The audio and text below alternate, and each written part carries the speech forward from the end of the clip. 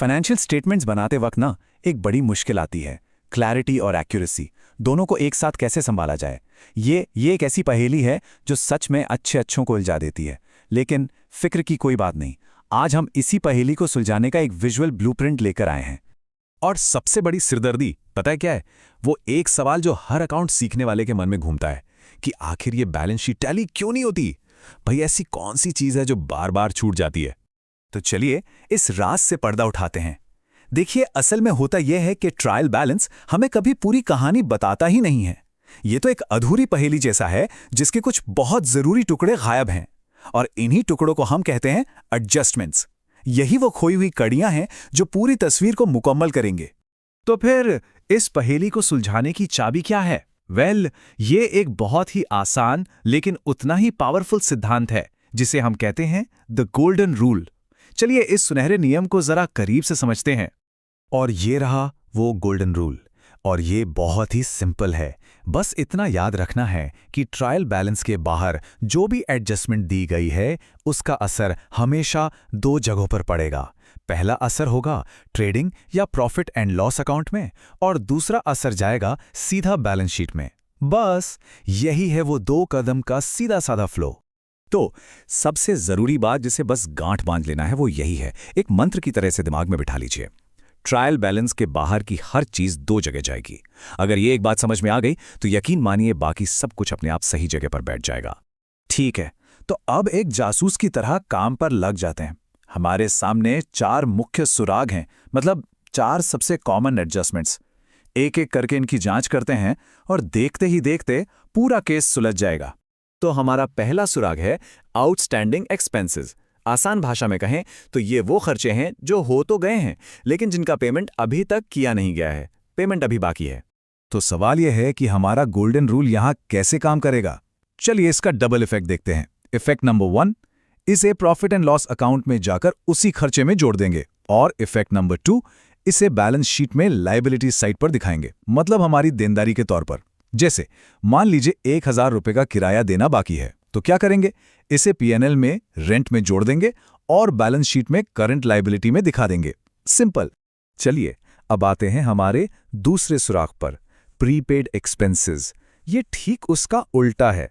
ये वो खर्चे हैं जिनका पेमेंट हमने एडवांस में ही कर दिया है आने वाले टाइम के लिए। तो इसका डबल इफेक्ट कैसे होगा जरा समझते हैं।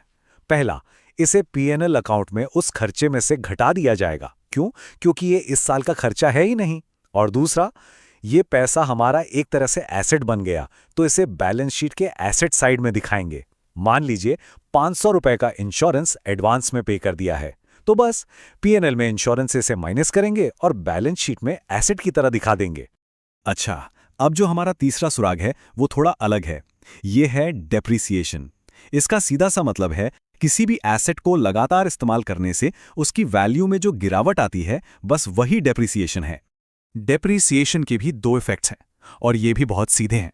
पहला, ये प्रॉफिट एंड लॉस अकाउंट के डेबिट साइड में जाएगा एक खर्चे की तरह, और दूसरा, इसे बैलेंस शीट में उसी एसेट की वैल्यू में से घटा दिया जाएगा। जैसे अगर 50,000 रुपए की मशीनरी पर 10% डेप्रिसिएशन है, तो इसका मतलब हुआ कि 5,000 रुपए पीएनएल में डेबिट होंगे और बैलेंस शीट में मशीनरी की वैल्यू घटकर सिर्फ 45,000 रुपए रह जाएगी। और अब बारी है हमारे आखिरी और चौथे सुराग की, क्लोजिंग स्टॉक। ये क्या होता है? ये बस उस सामान की वैल्यू है जो साल के आखिर में हमारे पास बिना बिके हुए बच गया। तो इसके डबल इफेक्ट को भी देख लेते हैं। पहला, इसे ट्रेडिंग अकाउंट के क्रेडिट साइड में दिखाया जाता है, और दूसरा, क्योंकि ये हमारा एसेट है तो इसे बैलेंस शीट के एसेट साइड पर दिखाएंगे। यहां एक प्रो टिप भी है जो बहुत काम की है। अगर कभी क्लोजिंग स्टॉक ट्रायल बैलेंस के अंदर दिया हो तो याद रखना वो सिर्फ एक ही जगह जाएगा, सीधा बैलेंस शीट के एसेट साइड में। ये एक स्पेशल केस है, इसे जरूर ध्यान में रखिएगा। ऑलराइट, तो अब सारे सुराग हमारे पास हैं और गोल्डन रूल भी हम समझ चुके हैं। अब वक्त आ गया है इन सबको एक साथ जोड़ने का और इस अकाउंटिंग की मिस्ट्री को हमेशा के लिए सॉल्व करने का।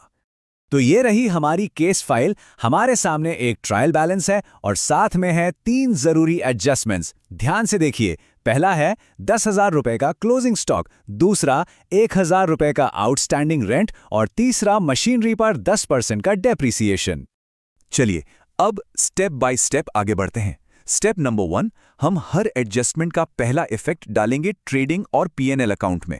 ये देखिए, क्लोजिंग स्टॉक आ गया क्रेडिट साइड में, आउटस्टैंडिंग रेंट को हमने रेंट में जोड़ दिया, और डेप्रिसिएशन ये डेबिट साइड में एक नए खर्चे की तरह दिख रहा है। तो पहला हिस्सा तो हो गया पूरा। और अब आता है हमारा स्टेप नंबर 2, वो आखिरी कदम जहां हर चीज अपनी सही जगह पर आ जाएगी। हर एडजस्टमेंट का दूसरा इफेक्ट अब जा रहा है बैलेंस शीट में। आउटस्टैंडिंग रेंट बन गया एक लायबिलिटी, मशीनरी से डेप्रिसिएशन को माइनस कर दिया, और क्लोजिंग स्टॉक हमारा एसेट बन गया। मतलब पहेली का हर टुकड़ा अब अपनी सही जगह पर फिट हो चुका है। और ये देखिए, केस सॉल्व्ड। जब दोनों इफेक्ट्स को उनकी सही जगह पर पोस्ट कर दिया जाता है तो बैलेंस शीट अपने आप टैली हो जाती है। ये कोई मैजिक नहीं है, ये बस एक परफेक्ट सिस्टम है जो हमेशा काम करता है। तो अब जब ये केस हल हो ही गया है तो क्यों ना भविष्य के लिए एक डिटेक्टिव हैंडबुक तैयार कर ली जाए। ये एक क्विक गाइड की तरह काम करेगी और कुछ आम गलतियों से बचने में भी मदद करेगी। ये क्विक रिवीजन चार्ट उस हैंडबुक का सबसे जरूरी पन्ना है। इसमें हमारे चारों मेन एडजस्टमेंट्स के पीएनएल और बैलेंस शीट पर पड़ने वाले इफेक्ट को एक साथ एक ही जगह पर दिखाया गया है। इसे एक क्विक रेफरेंस की तरह हमेशा पास रखना चाहिए ताकि कभी भी कोई कंफ्यूजन ना हो। लेकिन एक मिनट, सावधान, हर जासूस को कुछ पियाज से, कुछ जाल से बचकर रहना पड़ता है। अक्सर स्टूडेंट्स इन 3 गलतियों के जाल में फंस जाते हैं। पहला, दूसरा इफेक्ट डालना ही भूल जाना। दूसरा, एंट्री को गलत साइड पर लिख देना। और तीसरा, प्रीपेड और आउटस्टैंडिंग में कंफ्यूज हो जाना।